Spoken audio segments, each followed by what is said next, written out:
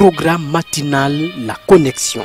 En ce temps de confusion et de panique générale, vous avez besoin de vous connecter au trône de Dieu et de maintenir la communion avec le Seigneur.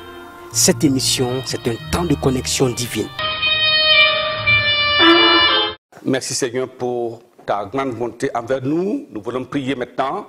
Seigneur, merci pour tous les téléspectateurs, les auditeurs qui sont maintenant au rendez-vous. Nous avons la victoire devant toutes les circonstances de la vie parce que tu es capable de dompter, oui, ce que tu as créé. Et c'est pour cela que nous n'avons pas peur.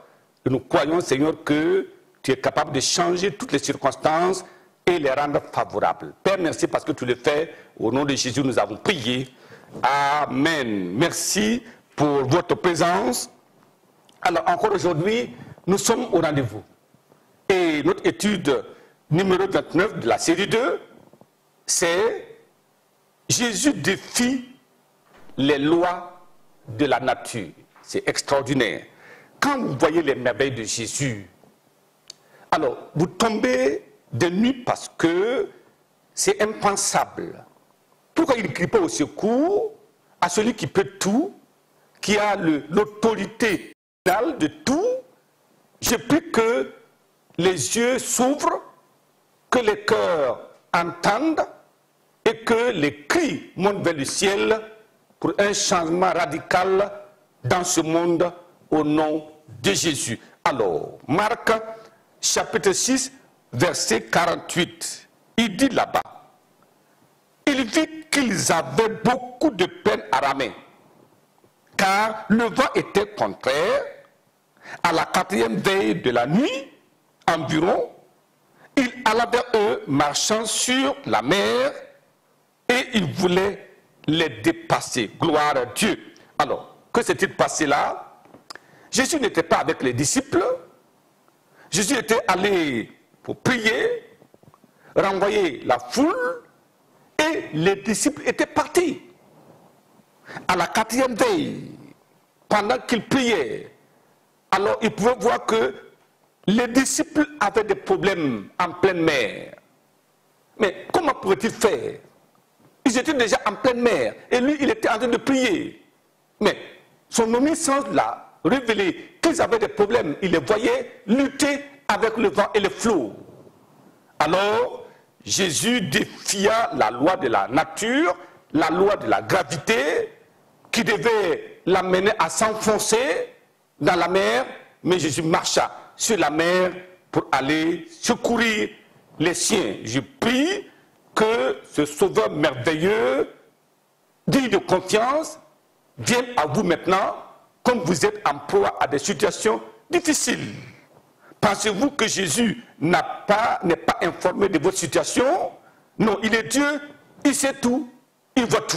Cela nous amène à considérer notre étude en 3 parties. Premièrement, nous voyons la capacité de Christ de redéfinir les lois de la nature. Deuxièmement, nous verrons le calme de la mer et du vent quand Jésus ordonne. Quand il ordonne, alors même la mer obéit et le vent obéit. Troisièmement, nous verrons les calamités et les catastrophes sans force devant la puissance du Fils de l'homme. Gloire à Dieu. Quand le Fils de l'homme, le Fils de Dieu parle, lorsqu'il ordonne, alors les calamités et les catastrophes n'ont plus de force. Première partie, c'est la capacité de Christ de redéfinir les lois de la nature. Vous voyez, il y a des lois thermiques, il y a des lois qui sont là et personne ne peut les changer parce que c'est des lois établies depuis le ciel. Quand vous jetez un caillou, le caillou doit retomber sur la terre. C'est la loi de l'attraction, de la gravité, il n'y a rien à faire. C'est comme ça, personne ne peut changer. La science ne peut pas changer cela. Mais Jésus peut le faire. Regardons Marc chapitre 6, verset 48. Il dit là-bas, il vit qu'ils avaient beaucoup de peine à ramer, car le vent leur était contraire. À la 4e veille de la nuit, alors environ, il alla vers eux, marchant sur la mer, et ils voulaient les dépasser. Quand ils le virent marcher sur la mer, ils crurent que c'était un fantôme. Ils poussèrent des cris. Ils poussaient des cris. Ils croyaient que c'était un fantôme. Vous savez, Jésus est capable de marcher sur les mers de vos problèmes. Il est capable et il peut le faire, il le fera certainement. Il n'est pas limité ni par le temps, ni par l'espace. Il est le Dieu qui dompte la nature pour venir au secours de ses enfants. Et comme il vient, que la grâce abondante de Dieu nous soit accordée au nom de Jésus. Jean chapitre 20, verset 19. Il dit le soir de ce jour, qui était le premier de la semaine, les portes du lieu où se trouvaient les disciples étant fermés à cause de la crainte qu'ils avaient des Juifs, Jésus vint se présenter au milieu d'eux et leur dit, la paix soit avec vous. Les portes étaient fermées, les fenêtres fermées, Jésus entra. Je prie que nous comprenions ce que c'est que dompter la loi de la nature. Il n'a pas forcé la porte, il est rentré. Acte chapitre 1, verset 9. Après avoir dit ceci, il fut élevé pendant qu'il les regardait et il nuait, le déroba de leurs yeux. Jésus littéralement était en train de faire le sens contraire de la loi de la gravité et il montait et les gens le regardaient et il est parti au ciel. C'est lui. Vous savez, c'est tellement important. Jésus est le maître de la nature et le législateur des lois qui la gouvernent. Je prie que vous compreniez cela et que cela apporte la paix au nom de Jésus. Deuxième point, le calme de la mer et du vent quand Jésus ordonne.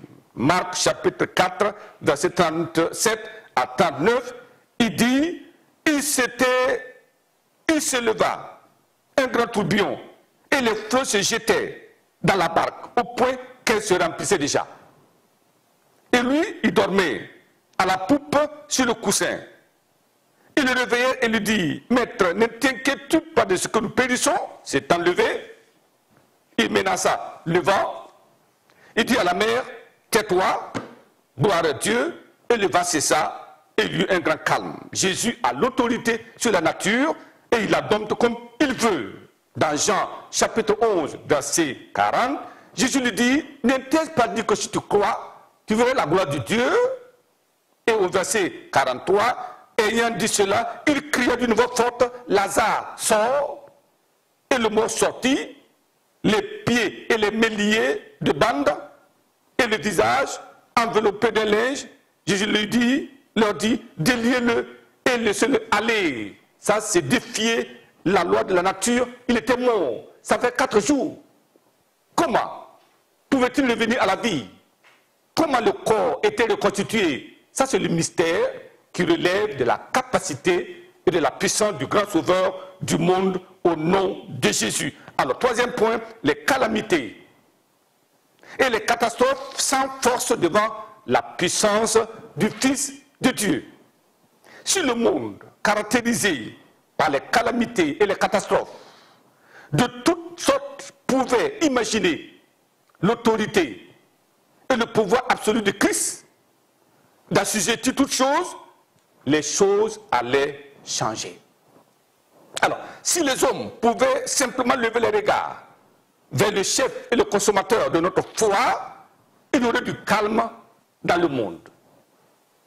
Si la multitude qui croyait ou qui croupit sous le poids de la maladie, de la faim, pouvait comprendre l'immensité de l'amour de Christ et sa capacité de transformer toutes choses comme il le veut, alors la bonne santé et l'abondance seraient une réalité dans le monde.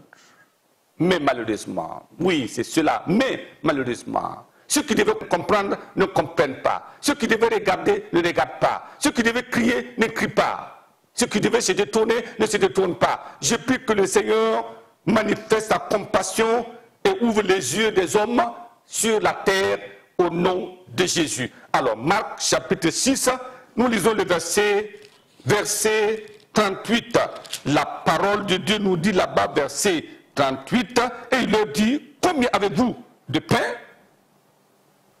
Allez voir. Ils s'en assurèrent et répondit, 5 pains et 2 poissons. Et les multitudes étaient là, pas à manger. Verset 41, il prit les 5 pains et les 2 poissons, leva les yeux vers le ciel et rendit grâce, puis il rompit les pains et les donna aux disciples afin qu'ils les distribuassent à la foule. Il partagea aussi les 2 poissons entre tous. Tous mangèrent et furent rassasiés. Gloire à Dieu. Et la parole de Dieu dit que l'on emporta 12 paniers de morceaux de pain, de ce qui restait des poissons. Regardez, 5 pains, 2 poissons seulement. Le reste là, ça remplit 12 paniers. Et combien de personnes avaient mangé? Verset 44. Ceux qui avaient mangé les pains étaient 5000 hommes. Donc, 5000 hommes sans compter les femmes. Généralement, les femmes sont plus nombreuses. Donc, ça peut être 10 000. Les enfants sont là aussi. Donc, à peu près 15 000 personnes. Incroyable. 5 pains, 2 poissons. Je prie que Dieu nous aide à comprendre qui nous avons affaire. C'est celui-là qui peut changer les lois de la nature.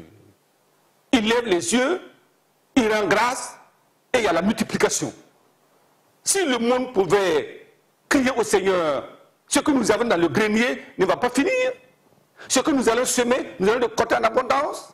La bénédiction va venir dans le monde, la faim va disparaître, les catastrophes vont disparaître. Mais pourquoi les gens ne croient pas? Satan a tellement aveuglé les yeux des gens qui ne voient pas la puissance de Dieu ni l'immensité de l'amour de Dieu. Mais je prie que ceux qui peuvent comprendre comprennent maintenant qu'avec Jésus, il y a la santé, il y a l'abondance, il y a la joie. Et je prie que la foi qui déclenche les miracles soit accordée à chacun de vous. Que nous prions maintenant, le Seigneur va nous aider certainement. Baissons la tête pour la prière. Papa, merci pour nous avoir donné Jésus, le chef et le consommateur de notre foi. Nous le regardons et il achève toutes choses. Nous crions à lui et il intervient. La situation adverse arrive et il les change. Oh, je prie que tu changes, Seigneur, la situation de mes frères, de mes sœurs, de mes amis, de ces hommes, de ces femmes, au nom de Jésus. Qu'est-ce qui est impossible à toi? Transformation de 5 pains, 2 poissons, pour nourrir plus de 15 000 personnes. Je prie et je demande, Éternel des armées, que tu regardes la misère de ce peuple, que tu interviens maintenant et que tu ouvres les écluses des cieux pour envoyer la bénédiction en abondance dans chaque vie au nom de Jésus. Père, merci parce que tu le fais, que toute la gloire te revienne. Au nom puissant de Jésus, nous avons prié. Amen. Amen. Que le Seigneur vous bénisse abondamment et à bientôt.